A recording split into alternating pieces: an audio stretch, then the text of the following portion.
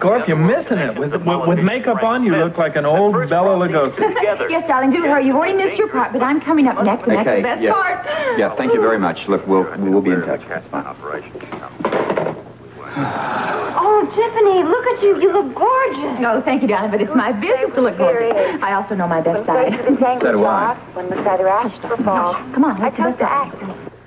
Nikos Cassadine was a frightening, sinister megalomaniac. Megalomaniac? Oh, yes, darling, hush, hush, hush. And I took the chance that had to be taken. Ooh, what'd you do? I risked my very life to save another. Who writes your dialogue? That was me, darling. I wrote that, of course. You're laying it on real thick, Tiff, don't you think? Well, perhaps, maybe, but I'm telling you, life is drama. Drama's life. Thank you, Aristotle. Oh, shut up, Robert. This is the part where Luke and I are on together. Never has the expression local boy makes good taken on such meaning. Ably assisted by Laura Baldwin, an intrepid young woman. Yes, intrepid to the end. I'll say! Shh, be quiet. There's more.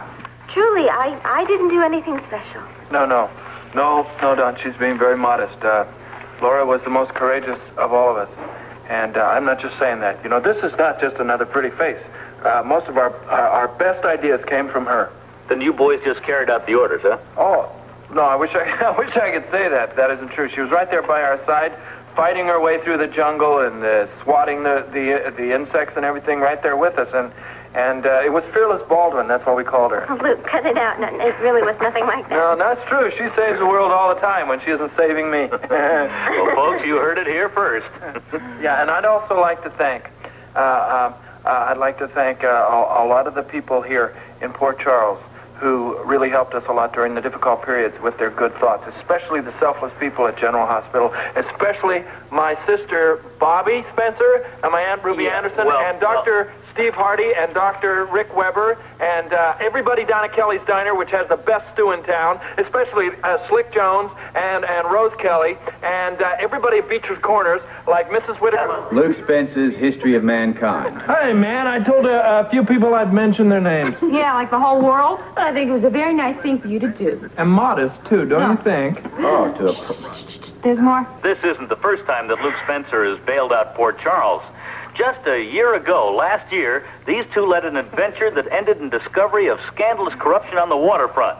Now, barely 1 year later, they again placed themselves in jeopardy to protect friends, family, and our city.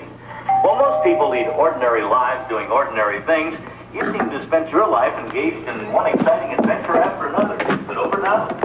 Oh, hi. Oh, I'm so glad you could come over. Listen, I'm worried. Come over. You okay? Yeah, I'm okay. What about you, Laura? Are you ready to return to the life of a mere mortal? What's going on? I'm mortal. Is anyone? Well, how was I? Mediocrity was overwhelming, the mediocrity part of it. I don't want to go into the rest of it. Can't you come up with something better than mediocrity? How about superlative, monumental, outstanding? Well, I was thinking of... Laura, what do you think? How was I? A little bit lower than You that. were okay. Thank you. Oh, actually, Yeah. Laura, I think you came across better than anybody. You looked job. wonderful on that TV. Really? Yes, you She did. always looks wonderful. Thank you. Well, you know, the makeup just looks so thick in person, but on TV it looks real natural. Oh, yeah. Marvelous. Maybe on you. I didn't look natural. I looked like a stuffed politician looking for a baby to kiss.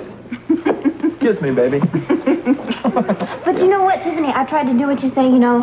I tried to get a rapport with the camera. Mm-hmm. Oh, I already told you. You look great. I know, but I mean, what do you think? Look, do you think that, like they say that the camera loved me? Baby, I love you. I loved you. What, are you into big inanimate objects?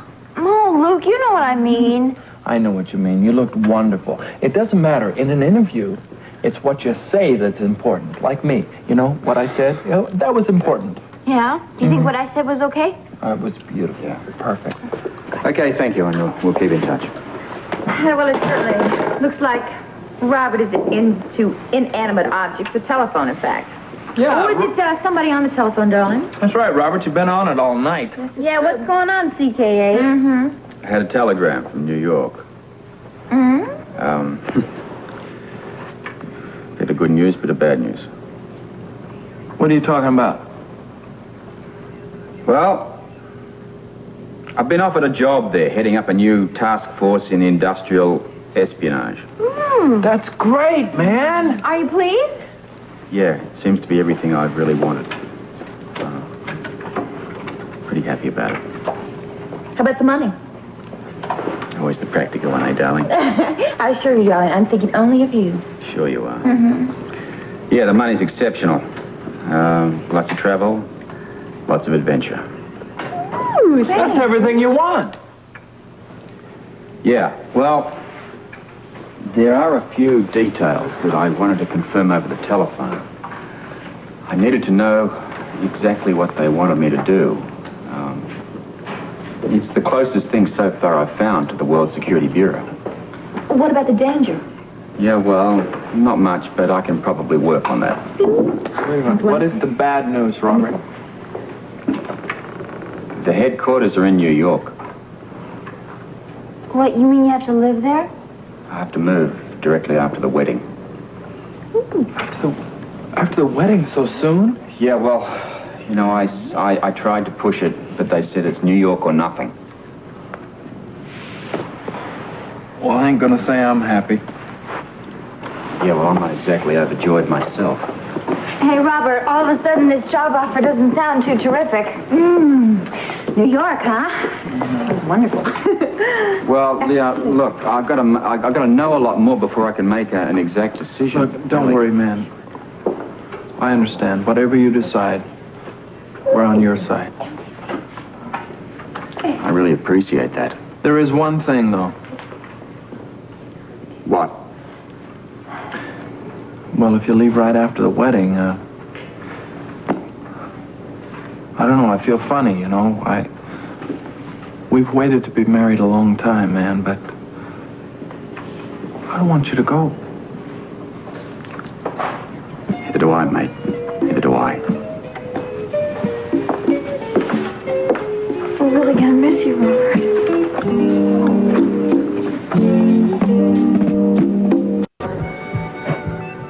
Well, what can we say? Not a lot to say, I guess. The hell there isn't. I've got an awful lot to say. Laura, don't start. Look, it's not fair. He can't do this. Laura, he's got to do what he's got to do. What? You mean to tell me you want him to run off to New York? No, baby, look, it's his decision. I know that, Luke, but at least we can try to dissuade him. Hey, look, can I get a word in here? No, you hold on a second. Hold on. Now, if this is what you want to do, just make sure it's what you want to do, because if it is, man, I support it completely. Thank you. But look, I really haven't made my mind up yet. But you've admitted that it's the best offer you've had. Yeah, it's the best offer I've had, but it doesn't necessarily mean I'm going to take it. But you want to, Robert, I can tell. Look, we're talking about New York, not New South Wales here, you know. I mean, I'm just down the road, and I'm not going anywhere before the wedding. Well, we don't want to lose you, but God knows we've tried.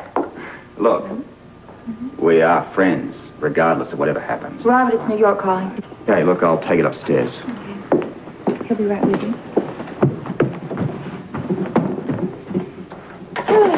Well, I think I would like a glass of champagne. Would anybody join me? Not for me, thanks.